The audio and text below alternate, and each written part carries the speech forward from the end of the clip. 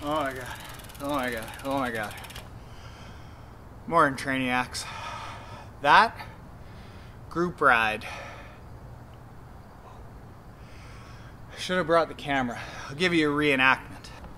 Oh my god, oh my god, oh my god, oh my god. This really hurts, this really hurts, this really hurts. Oh my god, oh my god. Okay, okay. Sprint, sprint, sprint. Holy smokes, I won the sprint. Oh my god, oh my god. I'm gonna throw up. This is not a drill, this is a real thing. Oh my god. I didn't even have time to enjoy that sprint win. Yeah, for real, that's what it was like. Took down 1 of 4 sprints. So, when I started riding with that group, let's go ahead and say about 8 years ago, I could barely hang on to that group. Like, the women in the group, who are tremendously strong, they're great riders, they were dropping me. I decided that I needed to work a lot on my riding. And if you've seen in any of my race splits, the ride is now one of the strongest aspects of my race. I think there was one race I did, I was like 3rd fastest bike split out of 1,400 athletes in the half Ironman. So today I'm going to give you some tips that I found were the biggest movers, the most impactful things that I changed with training, with my gear, and these are things that will get you towards being a better rider. You don't have to throw up though. No matter what everyone else tells you, don't succumb to peer pressure. It's just, I didn't, but I felt like it.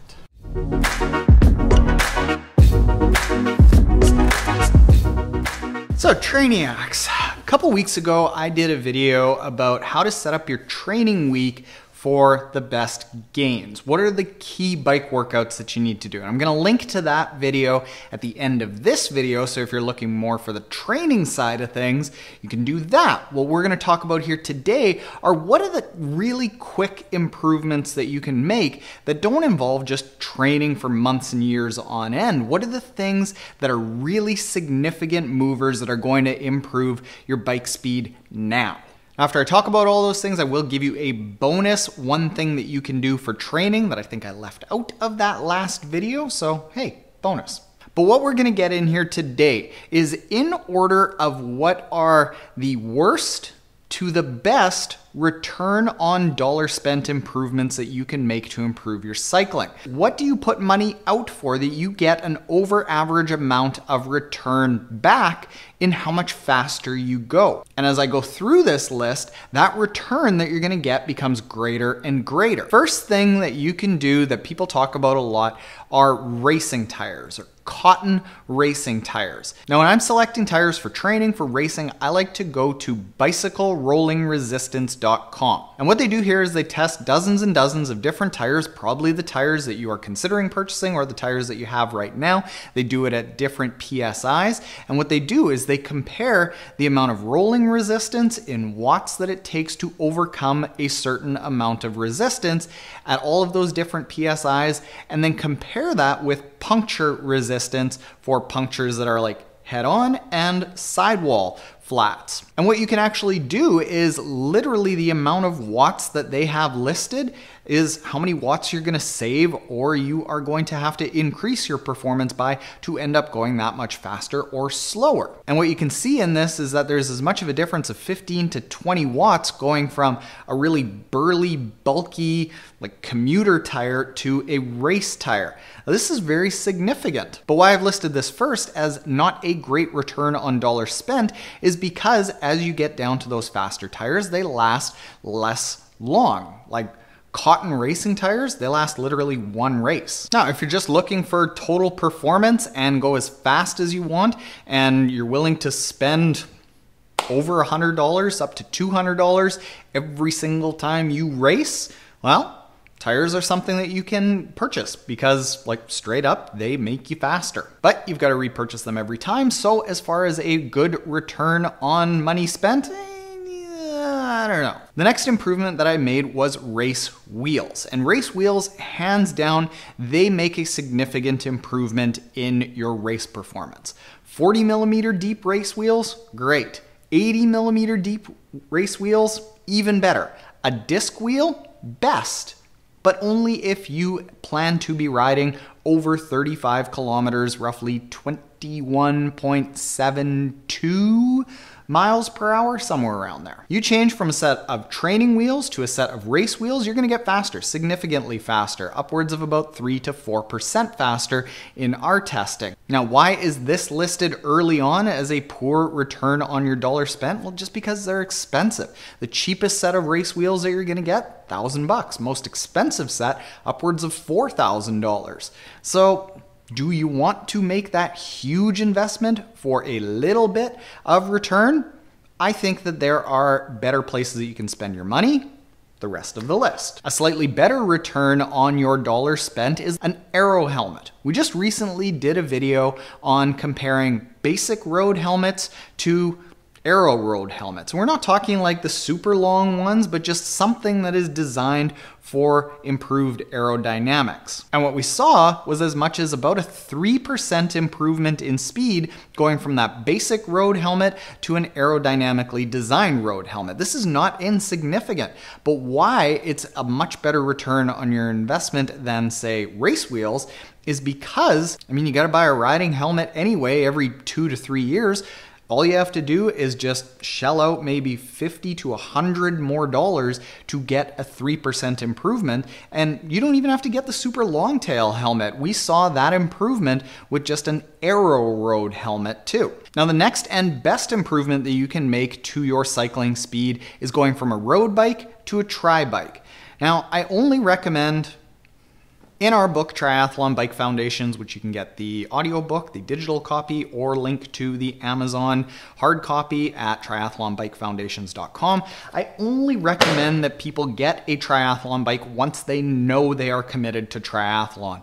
For the long haul, if you're just gonna come in and out, stick with whatever you've got, stick with a road bike, it's gonna be more versatile. But a tri-bike, on the other hand, in our testing, we've seen as much as a 5% improvement in the speed between a road bike and a tri-bike. Now, the caveat to this not being a purchase that is a poor return on investment is that you really only need to stick in that entry level, say, $3,000 to $6,000 tri-bike. Slap on an Aero helmet, slap on a set of race wheels, and that's gonna be your best return on money spent.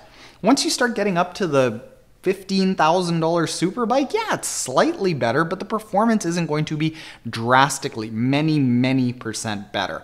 If you're just looking at a good return on your dollar spent, that $3,000 to $6,000 kind of range with a good set of race wheels, that's going to be the vast majority of the improvements that you're going to see from moving up to a tri-bike. The fifth, and I think best return on your money spent, is by investing in a comfortable Aero Position. The majority of the improvements that we see between going from a road bike to a tri-bike with that 5% improvement is because you're able to get much lower, much more narrow. Somewhere around 80% of the resistance that we have to push through the air is our body. It's not the bike. So the more we can narrow up that frontal plane, the smaller we can get, the more aerodynamic we can get, the better. That's where the vast majority of the improvements get from going from the road bike to the tri-bike, in addition to some running and some biomechanical things, but the speed improvement instantly is because of improved aerodynamics. All that aerodynamic improvement doesn't mean a lick if you can't stay in the Aero position.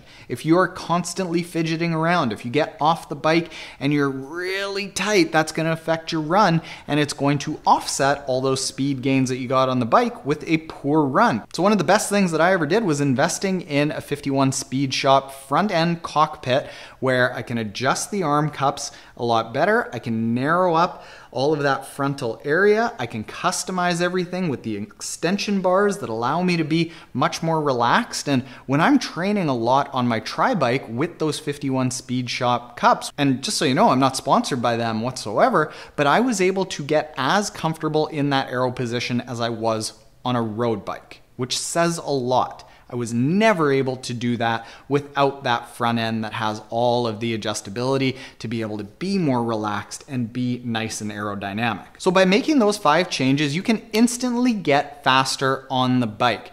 Add in some training with the video that I'll link to at the end, and you will be deadly out on the race course.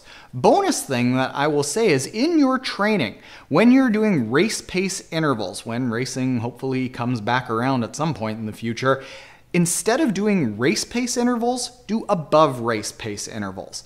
One of the biggest changes that I made when I was working with Dr. Dan Plews, who's commonly known as like one of the best triathlon coaches in the world, was all of our race pace work, our race specific work, instead of it being at race pace, it was above race pace. We're not talking huge amounts, just like 5 to 10% above race pace. And the benefit to this is that instead of getting into a race and just being able to barely reach your race pace, and that's like the tippy top of what you reached up for the long intervals, instead you've done longer intervals at a higher effort level, and then you're just coming down to a comfortable effort level on race day. It's going to allow you to get off the bike much fresher, execute the bike really well, and then get onto the run feeling really fresh. So that's it for today. Make those several changes. If you are a beginner triathlete and you want a basic system for what gear to get, how to structure your training, go to triathlonbikefoundations.com if you want. If you don't want, that's cool too. We'll still be pals. If you want to see that video more dedicated to the training, it's over here. And if you've done all of that and you aren't yet subscribed, hit the subscribe button below. Later, Trainiacs.